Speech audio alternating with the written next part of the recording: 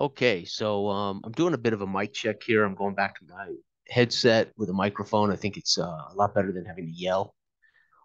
So I'm checking my mic, but I also want to talk a little bit about Dark Age of Man Chronicles Session 3, which is we're going to try to get played today. We've had to delay this sucker for like 6 weeks, and that's okay, right? No problem. Life is life, and we're all adults. We all have things that happen, and families and jobs, and um, so that's cool. I mean, there's nothing wrong with that. The key is you just you just reschedule and eventually get back to it. And hopefully today we will get onto this. But I want to talk a little bit about number one. I'm so thrilled to be back to Dark Age of Man. It's going to be incredibly fun again to get back to the naive narrator presenter seat with these amazing characters in this world that in just 2 sessions is taken on some fantastic kind of branching effects, which has been amazing. So I cannot wait to get back. Um, so I've talked about In the Hands of the Prophet. That is the title of the today's Chronicle Session 3. That video can be seen on the channel. I kind of go over what Sylvester has dealt with for 2 weeks, where Ethelweld and Vidar have been for 2 weeks.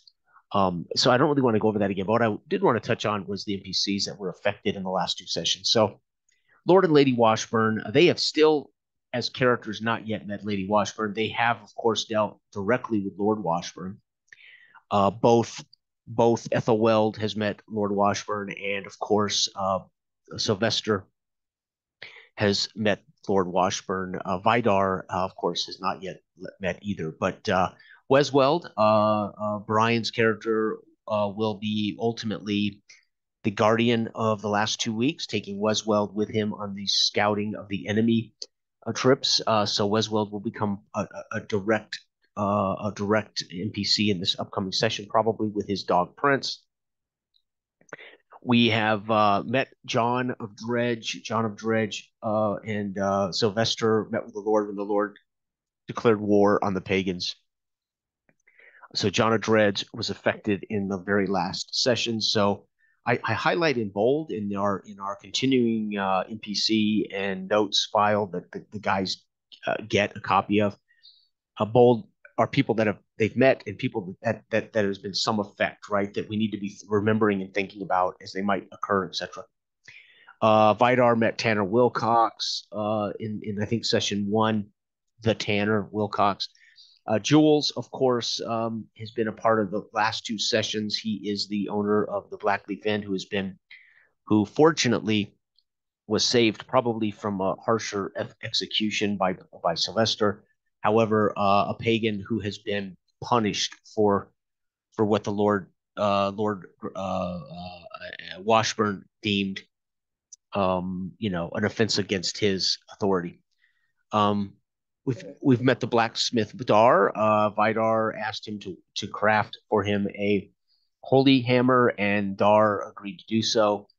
Washburn Arms has been abandoned as Martin, who is the proprietor of Washburn Arms, uh, was taken in a way, kinda taken into custody by Sylvester. A kind of agreed upon. You tell me what's going on, and I'll decide how we deal with him. And he did bring Jules. Martin unfortunately was killed by Vidar in the last session. So Martin is dead. He was killed in front of the onlookers by Vidar, Dell's character. Dredgewater Church, Father Falcone. They've met him in the first session. They have not. They didn't deal with him in the second. Well, they did deal with him in the second session. As he basically gave a sermon before the execution of Peen and called out Brother Ethelwald to speak. And they've heard rumor in the last 2 weeks that Father Falcone is advising Lady Washburn, so they know of that. But they didn't have any direct contact with Falcone really in the second session. He was there and he brought about trying to embarrass Ethelwald, and Ethelwald turned it on Father Falcone. It was great. They have not met Lord Mort. They have met some of his soldiers. Matter of fact, they captured two of them. Sebastian and Wollert were captured by Cy Vardar and Ethelwold at the end of the second chronicle. Let's see here. Jarek, they have heard of Jarek, but they have not met him. However, Sebastian has seen Jarek, so he would know roughly what he looks like. He was cloaked and everything, but he has an idea of what he looks like. Kane and Milt are soldiers that Sylvester gave some orders to in the last session. Rory and Sydney are soldiers that were sent to guard Ethelwold. They're kind of like Ethelwold's bodyguards, or you might even call them babysitters, as the Lord Washburn doesn't know Ethelwold that well, so he sent these two to give him protection, but at the same time, keep an eye on Ethelwold, as of course Lord Washburn doesn't really know him that well. And so they've gone with him to Howardtown. Again, we met Dar Blacksmith. Sylvester is a Washburn scout, kind of a commander of the scouts and hunters. Peen is now dead as he was executed. He's a holdover from the first session I did here locally. Brother Ethelwald is Sam, and then our holy warrior question, Vidar, pagan. Okay. Henry is Ethelwald's acolyte, the young boy of 11 who is in a way in training. He's the Padawan to Sam's Jedi, so to speak. We have Roth and Marcus. These are two young scouts that Sylvester has dealt with and ordered to do things for his on behalf of the Lord at times, Lord Washburn. Jules, again, is the pagan. He is the proprietor of the Blackleaf Inn.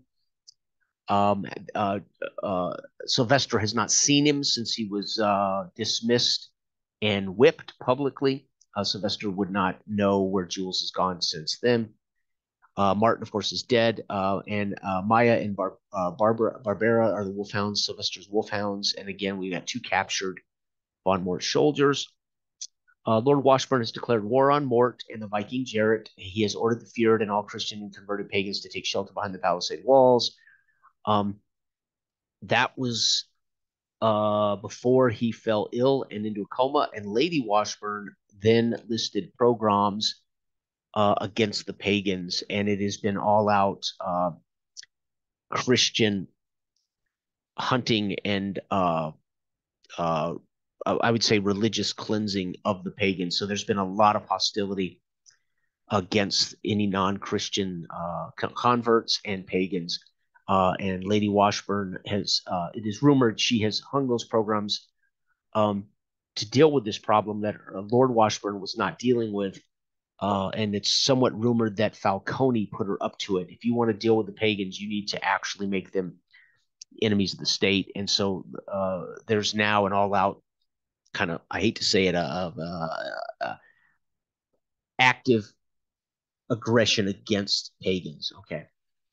Wesweld is accompanying Sylvester on this scouting trip that's taken a couple of weeks for Sylvester to, in a way, teach the boy and to scout Jarek's Viking invading army and to scout Von Mort's borders. And we'll get into that in session. And Ethelwold and Vidar headed to Howardtown, delivered the girls, Sarah and Nola, to the convent, and they met Brother Jeremiah and Sister Sophia. Vidar, of course, was not allowed in to stay at the chapel there in the convent. He had to bang around in the kind of the poor district. Vidar did, and that kind of sums up what who they know and what's they've kind of touched on in the last couple of sessions. And there you have it. Again, I look so forward to this. As we are advancing time 2 weeks, we are supposedly at war with the Jarrett and Mort, and Lady Washburn has issued pogroms to either actively convert by force pagans or eliminate pagans. So it's a pretty ugly place right now in Dredgewater. So I thought I would go ahead and share this, bring everybody kind of up to date. Today we will hopefully be playing and finishing Chronicle Session 3. And of course, we'll put that up live. I will record it. I don't think it'll go live. I don't know if we can do it live, but I will record it so you will have an opportunity to see the session. And then, as usual, I always like to do a GM reflections video on the experience and what's happening. And sometimes I do a recap. So anyway, everybody out there have a wonderful weekend, and I look forward to more Dark Age of Man and sharing a role playing with all of you. Thank you for watching, and I will log off. Thanks.